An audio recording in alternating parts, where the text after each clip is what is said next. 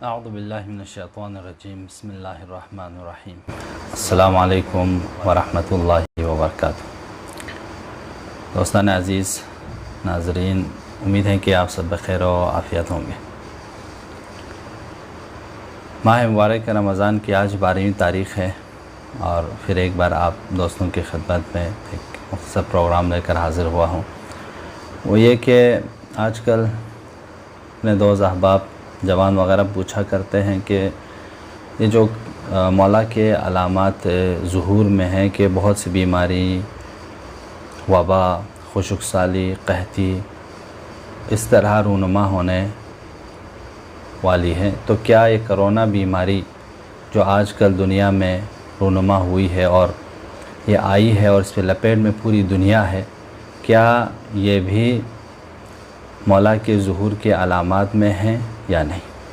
یعنی یہ سوال ہم اور آپ کو سوچنا چاہیے نا کہ مولا کے ظہور کی علامات میں کرونا بیماری بھی شامل ہے یا نہیں؟ کیا یہ وہی علامات ہیں جو مولا کے ظہور میں بیان کیا ہے؟ یعنی مولا کے ظہور کے علامات میں جو بیان ہوئی ہے کہ مختلف بیماریاں رونما ہوگی، بہت سے لوگ ان بیماریوں میں مبتلا ہوں گے، تو کیا یہ کرونا بیماری بھی ان علامات میں شامل ہے یا نہیں؟ میں اس سے پہلے کہ آپ لوگوں کی خدمت میں اس کے جواب دے دوں، میں تھوڑا سا ظہور کی علامات کے بارے میں مختصر سے گفتگو کروں گا۔ دوستو، مولا کے ظہور کی علامات بہت سارے ہیں، ان میں کچھ حتمی علامات ہیں، یعنی جو یقینی علامات ہیں، اور کچھ غیر حتمی اور غیر یقینی علامات ہیں، احتمالی ہیں۔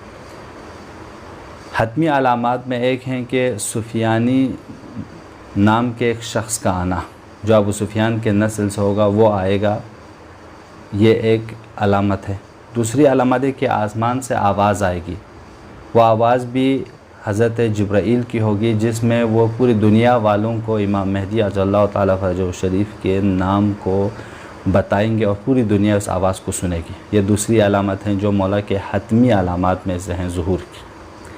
تیسری یہ کہ یمن سے ایک شخص کا قیام ہوگا، اور چوتھی علامت یہ ہے کہ قتل نفس زکیہ، ایک پاک نفس، پاک و پاک دل سید کو مکے میں شہید کر دیں گے، یہ چوتھی علامت۔ اور پانچویں علامت یہ ہے کہ بیدا ایک منطقہ ہے جو مکہ اور شام کے درمیان ہے، اس میں ایک زمین بالکل شگاف ہوگی اور وہاں پہ یہ اتفاق رونما ہوگا۔ تو یہ مولا کے ظہور کے حتمی علامات میں سے ہیں۔ اگر یہ چیزیں، یہ لوگ آ گئے اور یہ اتفاقات رونما ہوئے تو مولا کا ظہور ہم کہہ سکتے ہیں کہ قریب ہیں اور مولا تشریف لائیں گے اور مولا کا ظہور ہوگا۔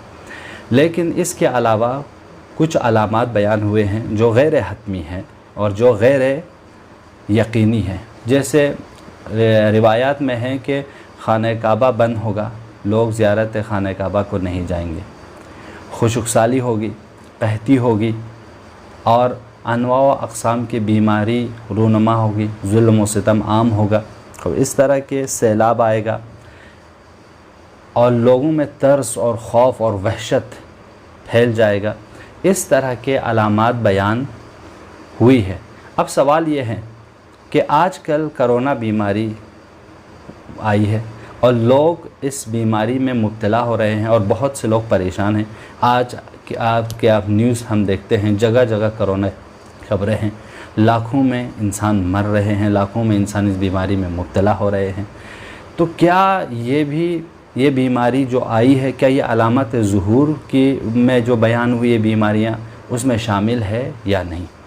اگر ایسا ہے تو ہمیں کیا کرنا چاہیے، ہماری کیا ذمہ داری ہے؟ اس سلسلے میں ہمارے محققین اور علماء فرماتے ہیں کہ ہم علامات ظہور، مولا کے علامات کی جو غیر حتمی علامات ہیں، اس کو ہم یقینی طور پر نہیں کہہ سکتے کہ مثلا آپ کرونا بیماری ان بیماری میں سے ہیں جو مولا کے ظہور کے غیر حتمی علامات میں بیان ہوئے ہیں۔ ہم یقینی طور پر یہ اظہار رائے نہیں کر سکتے۔ ہم احتمال دے سکتے ہیں کہ پاسبل ہے کہ مولا یہ کرونا بیماری مولا امام زمان کے ظہور کے غیر حتمی علامات میں ہو سکتا ہے، امکان ہے یہ نہ بھی ہو۔ لیکن دوستو یہ بیماری جو آئی ہے یا اس طرح کے جو اتفاقات رونما ہوئے یا اور آئندہ بھی ہوگی، تو ہمارے اور آپ کے اس موقع پر کیا ذمہ داری ہے؟ ہمارے علماء اور محققین کہتے ہیں کہ ہمیں اس موقع پر 2 ذمہ داریوں پہ ہمیں عمل کرنی چاہیے اور اس پہ زیادہ توجہ دینی چاہیے اور فوکس کرنی چاہیے۔ وہ یہ کہ پہلی ذمہ داری یہ ہے کہ ہم اور آپ مولا کی جو حتمی ظہور کے علامات ہیں، جس کو میں نے آپ کی خدمت میں ابھی گنا، یہ 5 علامات، ان پہ ہمیں توجہ کرنی چاہیے، اس کے بارے میں ریسرچ کرنی چاہیے، اس کو خوب ہم اور آپ پہچانیں۔ ایک دوسری ذمہ داری ہماری ہے کہ ہمیشہ خود کو مولا کے ظہور کے لیے تیار رکھیں اور اس راہ میں جو ہماری ڈیوٹی ہے، جو ہماری ذمہ داری ہے، اس کو بہتر طریقے سے انجام دیں۔ بس ان 2 ذمہ داریوں پہ، یہ 2 ذمہ داری ہیں جو ان حالات میں، ان شرائط میں ہم اور آپ کو دیکھنی چاہیے تاکہ ہم اور آپ پریشانی، نگرانی، نا امیدی کا شکار نہ ہوں۔ روایات میں ہے کہ مولا کے شیعہ ہمیشہ ظہور کے لیے تیار رہتے ہیں اور ان کو تیار رہنا چاہیے۔ کیوں؟ چونکہ مولا کا ظہور اچانک ہوگا، جب خدا کا ارادہ ہوگا، جب خدا کا حکم آئے گا، مولا ظہور فرمائیں گے۔ تو ہم اور آپ کو ہر زمانے میں، ہر وقت مولا کے ظہور کے لیے تیار رہنی چاہیے۔ لہذا روایتوں میں ہے کہ جو شخص مولا کے ظہور کے تیاری میں رہتا ہے اور ہمیشہ مولا کے ظہور کے لیے دعا کرتا ہے، خود کو تیار رکھتا ہے، اس کی راہ میں کام کرتا ہے، جو جد و جہد کرتا ہے، اور وہ مولا کے ظہور سے پہلے مر جائے تو اسے وہی ثواب دے گا جو مولا کے ظہور کے موقع پر لوگ ہوں گے۔ یا روایت میں ہے کہ اس کو ظہور کے موقع پر پھر زندہ کیا جائے گا تاکہ وہ مولا کے اصحاب و انصار میں شامل ہو سکیں۔ تو اس طرح کی اگر فضیلتیں ہیں تو ہم اور آپ کو بھی اس پر غور کرنی چاہیے اور فکر کرنی چاہیے۔ لہٰذا دوستو، ہمارے اور آپ کی 2 حتمی ذمہ داری ہیں ان حالات میں، یعنی اس طرح کے حالات میں، پریشانیوں کے حالات میں۔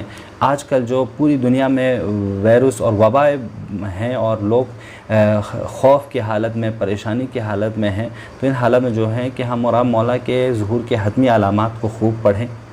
اور اس راہ میں دوسری ذمہ داری ہماری کیا ہے؟ وہ یہ کہ ہمیشہ خود کو تیار رکھیں مولا کے ظہور کے لیے، کہ اگر یہی علامت اور یہی ہو تو اگر مولا آ جائے تو ہم اور آپ ایسا نہ ہو کہ پیچھے رہ جائیں، تو ہم اور آپ بھی مولا کے اصحاب و انصار میں شامل ہوں۔ خود کو تیار کریں، اس بابرکت مہینے میں خود کو تیار کریں۔ یہ شاید ہم اور آپ کے لیے ایک فرصت ہے، تو اس کو ہاتھ سے جانے نہ دیں دوستو، جوانوں۔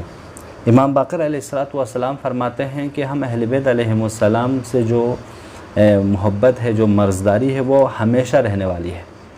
مطلب کیا؟ یعنی ایک شیعہ کو مرزبان ہونا چاہیے، یعنی بارڈر کا محافظ کی طرح رہنا چاہیے ایک شیعہ۔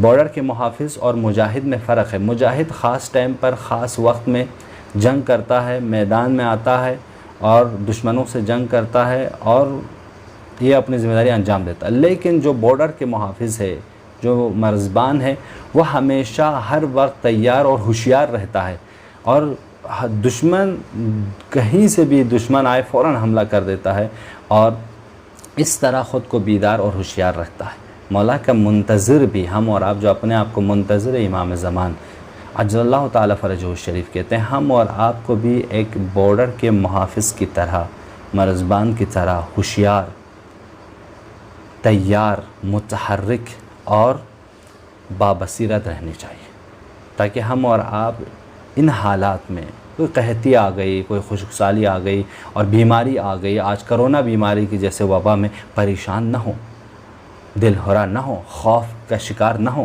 بلکہ ان ایام میں ہم اور آپ ان سے مقابلہ کرنے کی کوشش کریں، اس بیماری کو دور کرنے کی کوشش کریں، اس بیماری کا علاج ڈھونڈنے کی کوشش کریں اور ساتھ ساتھ میں لوگوں کو حوصلہ دیں اور لوگوں کو امید دلائیں اور خود یہ امید رکھیں کہ ان سب کا خاتمہ ہوگا جب میرے مولا کا ظہور ہوگا۔ اللہم عجل لولیک الفرج۔